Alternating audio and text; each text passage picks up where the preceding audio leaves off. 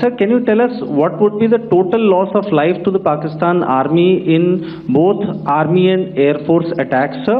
Our aim was not to inflict casualties, but in case there have been, it is for them to count. Our job is to hit the target, not to count the body bag. लाशें गिनना हमारा काम नहीं है, लाशें गिनना हमारा काम नहीं है, लाशें वो गिनेंगे।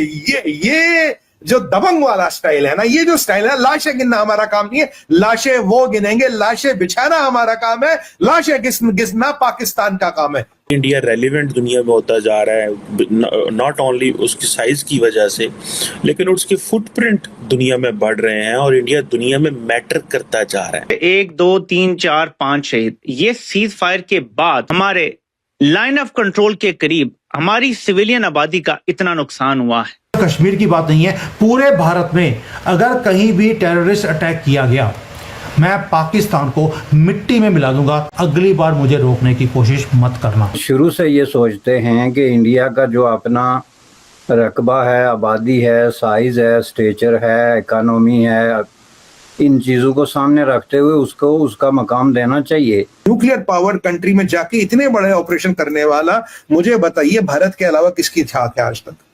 क्योंकि सामने वाला ये आपका गाजा नहीं है, सामने वाला आपका सीरिया नहीं है, वो मरा पड़ा है, उसके वो न्यूक्लियर पावर डिश है। तब भी हमने उसके जाकर उसके घर के अंदर जाके उसकी नकेल कस दी, वहां ताल ठोक दी है। ये जो सीज फायर है, ये भारत की तरफ से एक पॉज लिया गया है ताकि वो रीग्रुप कर सकें, रीस्टॉक कर सकें, रीअसेस कर सकें दोबारा।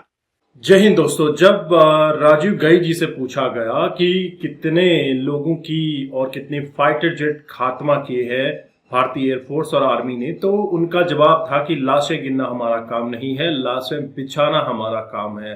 यह सुनकर तो पाकिस्तानी मीडिया में जैसे आग ही लग गई है और पाकिस्तानी आग बबूला हो उठे हैं। साथ ही साथ जो भारत में लिब्रांडू गैंग के लोग हैं वो भी काफी झुंझलाहट में दिख रहे हैं। आप ये वीडियो देखिए पहले। सबसे अच्छी बात उन्होंने कहा रहा लाशें गिनना हमारा काम नहीं है, लाशें गिनना हमारा काम नहीं है, लाशें वो गिनेंगे। ये जो दबंग वाला स्टाइल है ना, ये जो स्टाइल है, लाशें गिनना हमारा काम नहीं है, लाशें वो गिनेंगे, लाशें बिछाना हमारा काम है, लाशें गिनना पाकिस्तान का काम है। वाह, ये संजय सर आपने बड़ा अच्छा पॉइंट किया। कह रहा कितनी कैजुअलिटीज है दुश्मन की, कह रहा लाशें गिनना हमारा काम नहीं, हम लाशें बिछाते गिनेंगे वो। ये जो आज जो तेवर देखा है, जो अंदाज देखा अपनी फौज का, वाह, मतलब हर हर महादेव, मतलब जबरदस्त। मतलब सर क्या बताऊं, दिल इतना खुश है। लाशें गिनना हमारा काम नहीं है, हम ऑपरेशन करते, मिशन करते, ठोकते हैं, हम लाशें बिछाते हैं, लाशें तुम गिनोगे। यही मैं कह रहा हूं।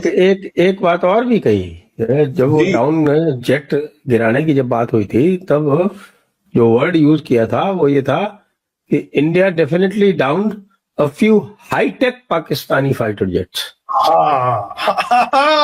सर अब हाईटेक क्या है साहब, ये बताइए। सर देखिए चाइनीज जेट एंड हाईटेक तो होता नहीं सर, और जो इनके पास पुराने मिराज विराज है, जिनकी पंखुड़ियां उंखुड़ियां लटक रही, वो हाईटेक नहीं है। तो या तो ये JF-17 ब्लॉक 3 है और या ये F-16 है, क्योंकि यही दो हाईटेक है। हाईटेक के नाम पे इनके पास ये दो है, वैसे वो भी हाईटेक नहीं, इनके पास नहीं। JF-17 मैं नहीं मानता, JF-17 का है हाईटेक। हाईटेक के नाम पे, मैं सर पूरा स्टेटमेंट, हाईटेक के नाम पे इन पे ये है। अब देखिए PL-15 मिसाइलें तो हमने पूरी पकड़ ली ना भारत में, साबुत मिसाइलें। PL-15 तो सर केवल ब्लॉक 3 में लगती है, JF-17 में तो पहला। और हाईटेक जितनी भी PL-15 आएंगे वो सब जैम कर दी जाएंगी। अरे सर वो चाइना का गवाड़ा फेल हो गया सर।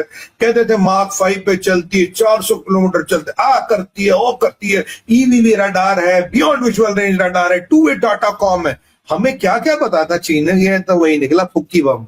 ये इसे कहते हैं हिंदी में रेड एंड व्हाइट के पैकेट में बाबू बीडी, ये निकला सर PL-15। तो इसका नाम हम बाबू बीडी रख लेते हैं आज से। रेड एंड व्हाइट के पैकेट में बाबू बीडी थी, इसमें दम नहीं है सर।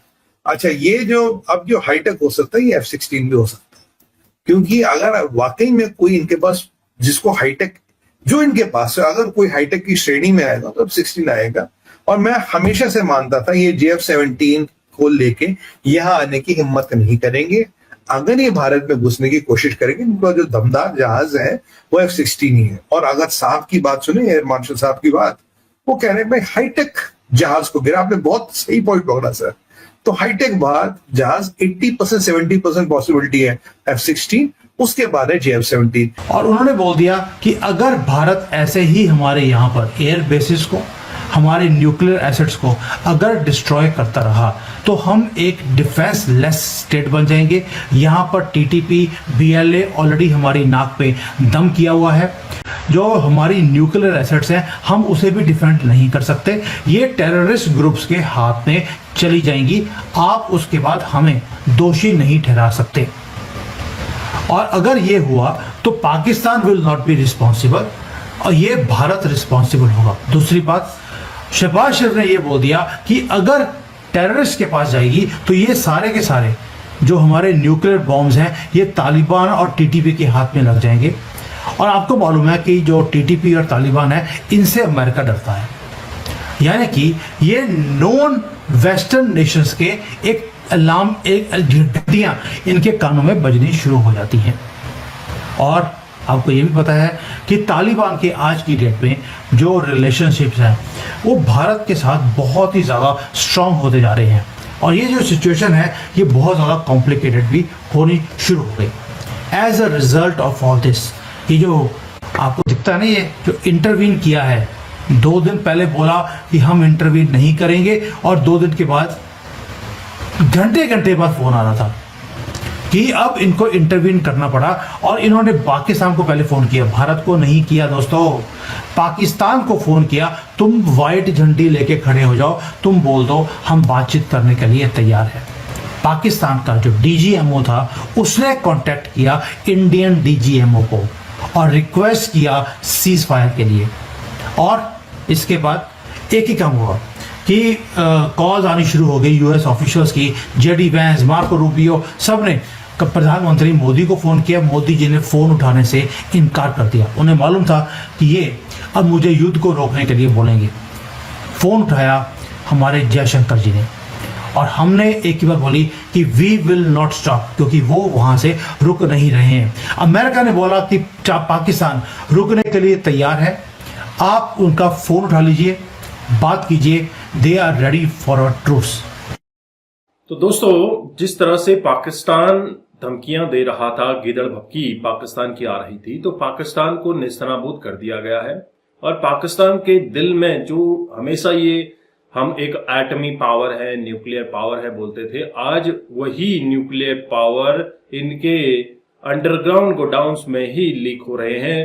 रेडियो एक्टिव एलिमेंट इतना तेज हो चुका है कि अमेरिका से बोरोन मंगाया गया है ताकि रेडियो एक्टिव एक्टिविटीज को कम किया जा सके और पाकिस्तान को बचाया जा सके। पाकिस्तान ने भीख मांगनी शुरू कर दी है। ऐसा कौन देश करता है यार कि युद्ध के बीच में तुम $1 बिलियन, $2 बिलियन की भीख मांगने चले जाओ। आप क्या सोचते हैं, आपके क्या विचार है? कमेंट कीजिए। चैनल पर नए हैं, चैनल को सब्सक्राइब करना मत भूलिएगा।